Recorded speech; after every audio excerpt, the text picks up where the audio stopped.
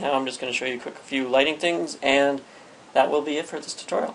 So let's go create a quick material for this, just a previs. So just hit the M for the material editor, and right click on here, Materials, Mental Ray, Architecture and Design. Double click on that to bring up this menu, and turn the reflection off. That's all you really have to do, as well as go down to, not the BDRF, the special effects, turn on the ambient occlusion, 32 samples at a max distance 0.5. I'll go deeper into this in a different tutorial, however I am running out of time, I can feel it. And I just go with these settings, they work very well. However, I will go into it in more depth in a later tutorial. Just select everything, drag and drop this onto it, and assign it to the selection. Drag and drop by clicking this and just dragging it onto the scene. And, oh, as well, I forgot a ground plane for us, so I'll have to go back to create a plane. Drag it out, drop it down 120, just so it's underneath the staircase. Let's go into the left view for that, or the front view. Any side view, really. Right there. And let's make this thing large so we can have it nicely sitting on something. 2500 by 2500 looks good. And there it's sitting on something. Alright. So, the next thing to do is to create our lighting system. Go under Systems, Daylight. This system, Daylight System Creation, will pop up. It says, you're using an MR photographic exposure control because we are an MR in a mental ray setting. So drag that up, and as you can see, it's really washed out right now. That's pretty normal. Go under our Daylight, go under our Skylight, and hit MR Sun, and then go under Skylight and MR Sky. This will pop up. If you create an MR Sky, it's recommended you create a physical environment map. Just click yes. And there it is. I'm going to select a nice gray material to this thing as well. Now I'm going to do a quick render on this, and let's see how it looks. This will pop up with using rail clone. It's just saying, yes, enable this. Don't show the mesh again, but we need to enable this. It's much easier and much faster. If you don't have your ray trace acceleration, if you don't have 2009 or greater, you can't use this ray trace acceleration. But if you have it later, just use it. It's much easier. And that doesn't look bad at all. We got a nice little house there with railings, goes down, a few windows. However, you see if we go inside the house, where there's nice flooring in there that we want to show off, you can't really get, I'll have to worry about there. You can't really see much in the house. Now this is because, and sunlight should stream into much more than that. This is because of the way that the final gather points emitted from the sunlight actually don't get into the interior of this. So to fix this, what we have to do is go under our photometric lights, go MR Sky portal, and drag out a portal, and then set it up in front of our windows. What these portals do is they gather all the final gather points that actually hit the portal, and then they shoot them out as a direct light. So what it does is it really allows light to bounce around windows, and so it doesn't get caught up and have really weird effects in the ways of windows. So you can actually see light coming into windows. It doesn't stop at the outside area. So we'll drop down open up our modify panel for this portal. Our length will be about, we'll say about, since these things are 6 feet tall, we'll say about 80 inches. They should be pretty flush with our windows. However, they should be, doesn't really matter if they're a bit bigger. And we'll put these about 165. And there it is, nicely in front of our windows. That will gather the final gather points that this light emits and shoot them out directly as a direct light. That made no sense. But it'll shoot it out as a direct light. So we go back inside, and I'm just going to render a quick little part of it. Right about there. Just render a quick part of it so you can see the difference. You know, open up a render frame window. Click Edit Region and render out, let's just say about this part of it. You can see that it is much, much brighter just from one little bit. If we render out the entire thing, we'll close this out, render the entire thing. You can see that's not the entire thing. When you go area to render, just go under View or Region, but I want to just do the view right now. Now hit Render. And you can see it's much brighter than it used to be. the light actually gets in there. However, it's kind of still dark, but we will fix that. It's very easy to fix, but the light actually comes in there properly now. So I'll close that off. I'm going to actually make a camera in the back of this thing. So you can Control C to make a camera from your perspective view. And now I'm going to move the camera around just a touch so it can look better. Maybe something like that. I don't really like that. Yeah, let's put the camera in the back corner. And then this pulls back with it. And there we go. We can see most things. Nice little render camera right there. Something like that. So, we have our light coming into our windows very nicely. However, what we need to do is actually make it look proper. So, the problem right now is we have too few final gather bounces. We only have 0 down here. The final gather should at least be up at 2. I usually use 4 in the end.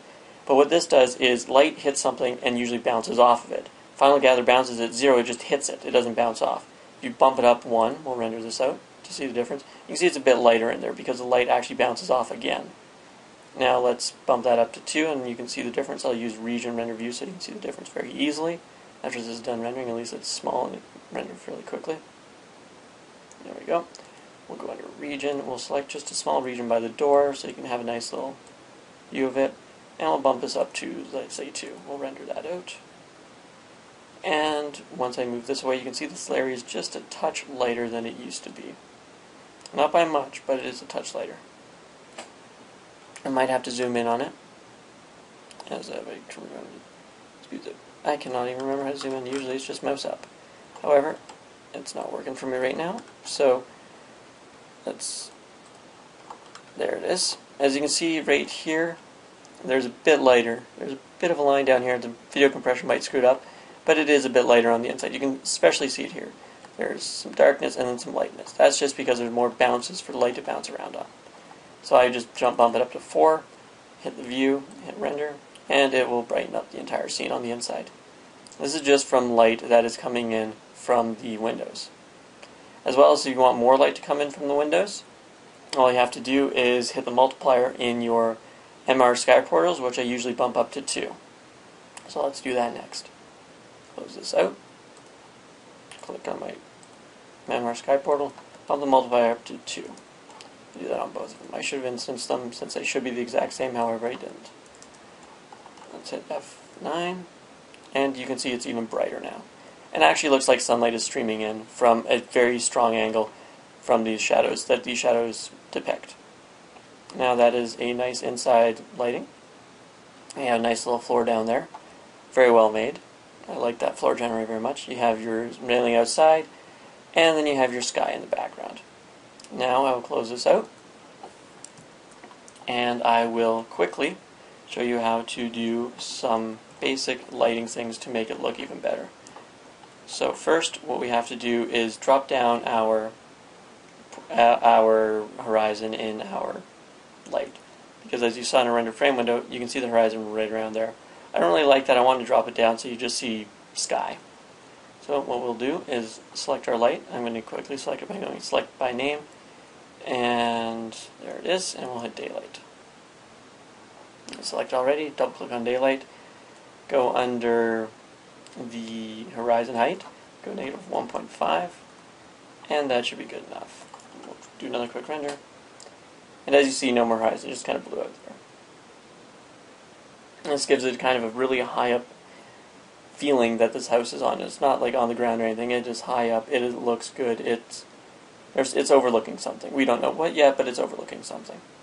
So I'm going to cancel this out to quickly close that out. And now let's do some very basic lighting setups that I've done in one of my tutorials, however this is going to be a bit more in depth.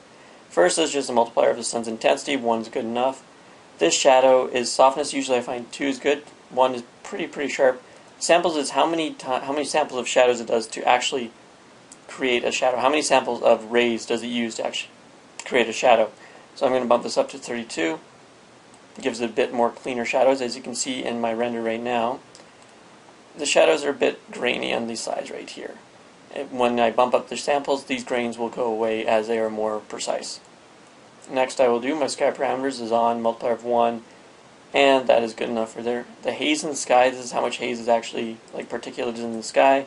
Usually I like using 0.2 or 0.25. 0 just looks very, very bland, and there's like nothing there.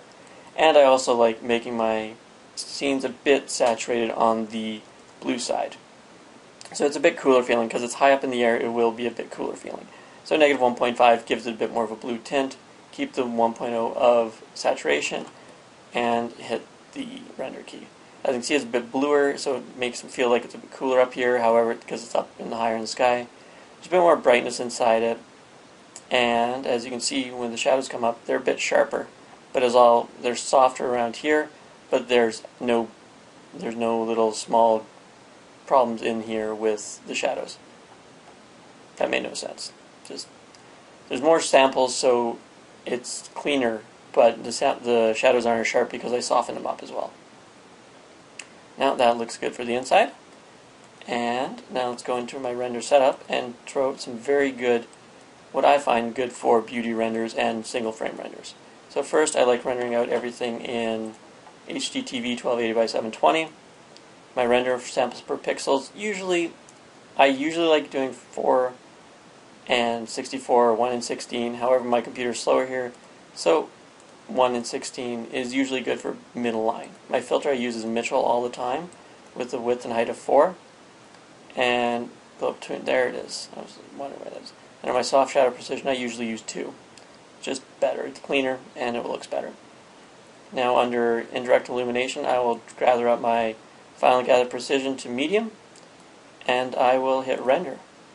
Now that will make a very pretty render, and it will look very well. However, it will take a bit of time. And that is everything for the basic architecture in this tutorial. I hope you learned something and a few little plugins that help make your life a lot easier.